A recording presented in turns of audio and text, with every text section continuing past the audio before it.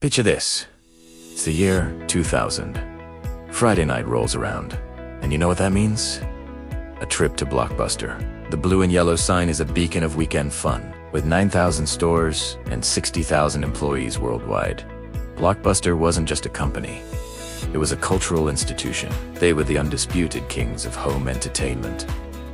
A giant sitting comfortably on its throne. Around the same time, a tiny, almost insignificant company was trying to make a name for itself. You might have heard of them. Netflix. Back then, they weren't the streaming behemoth we know today. They were a small, struggling DVD by mail service. Their business model was a novelty. You pick movies online, they mail you the DVDs, and you mail them back. No late fees, which was their main selling point against the mighty Blockbuster. The founder of this little company, a man named Reed Hastings, had a vision. He saw a future that wasn't about physical stores or late fees. He saw a future where entertainment was delivered directly to your home, digitally. He knew that the internet was about to change everything, and he knew his small company didn't have the resources to build that future alone. So, he decided to approach the king. In 2000, Reed Hastings and his team flew to Dallas, to Blockbuster's headquarters, with a proposal that could have rewritten history. He offered Blockbuster a deal. He said, "Buy us, buy Netflix for $50 million. We'll become your online brand. We will build the future of streaming for you, under the Blockbuster name." Hastings wasn't just trying to sell his company. He was offering Blockbuster the keys to the future kingdom of entertainment. $50 million. To put that in perspective, at its peak, Blockbuster was making billions in revenue each year. This was pocket change for them. So, how did Blockbuster's CEO, John Antioco, and his executives react? They laughed. They literally laughed them out of the room. From their perspective, it was absurd. Why would this massive, profitable empire need a tiny, niche online service? They were making a fortune from their physical stores, and a huge chunk of that came from late fees. Very thing Netflix was built to eliminate. The idea that people would one day prefer to stream movies over the internet seemed like a far-fetched fantasy. To them, the internet was a fad, and their brick-and-mortar model was invincible. They saw Netflix not as an opportunity, but as a joke. That single moment of laughter, that one decision to dismiss a $50 million offer, would go down in history as one of the most colossal business blunders of all time. It was the turning point. The moment the future diverged, Blockbuster, blinded by its own success, chose to stand still.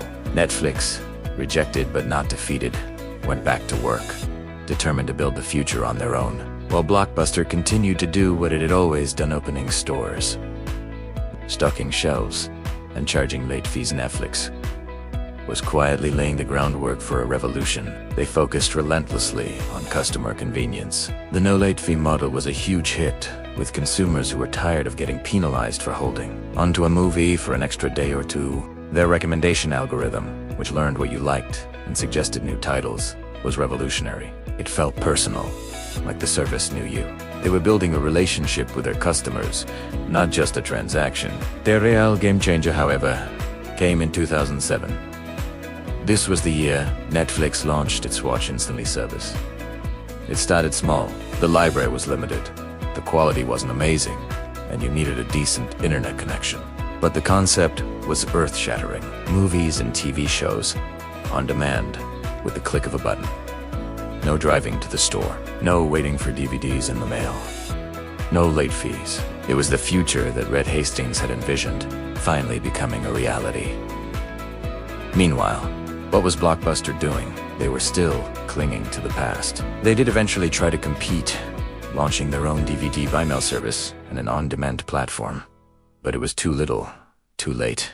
Their entire infrastructure, their mindset, their very DNA was tied to physical stores. They couldn't fully commit to the digital world without cannibalizing their primary business. They were trapped by their own success. While Netflix was a nimble speedboat, Blockbuster was a giant oil tanker, unable to turn quickly enough to avoid the iceberg dead ahead.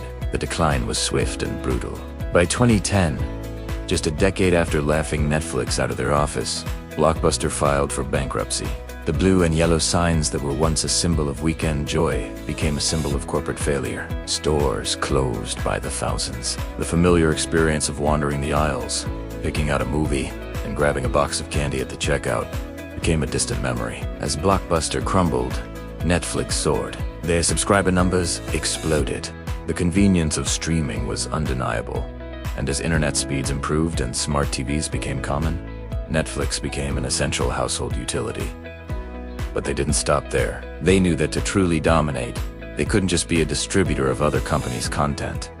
They had to become a creator. In 2013, they made another massive bet. They released House of Cards, their first major original series. They didn't just release one episode a week. They dropped the entire season at once, inventing the concept of binge-watching.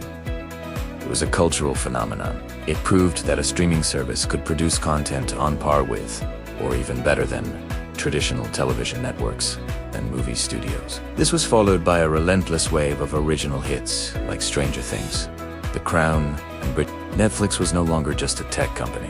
It was a full-blown Hollywood studio, a global entertainment powerhouse. Today, Netflix is valued at well over $100 billion, with hundreds of millions of subscribers around the world. And Blockbuster, well, there's a single store left in Bend, Oregon, kept open more as a tourist attraction and a nostalgic museum than a functioning business, a relic of a bygone era. The story of Blockbuster and Netflix is more than just a business case study. It's a powerful lesson about the nature of change. Blockbuster wasn't destroyed by Netflix. It was destroyed by its own arrogance and its refusal to adapt. They had the money, the brand recognition, and the customer base to lead the digital revolution. They were offered the future on a silver platter for a mere $50 million, and they laughed it away. It teaches us that no matter how big or successful you are, you can never afford to get comfortable. The world is always changing. Technology is always evolving, and the thing that makes you successful today could be the very thing that makes you obsolete tomorrow. The real key to long-term success isn't just being the best at what you do now. It's having the vision to see what's coming next, and the courage to embrace it, even if it means disrupting yourself.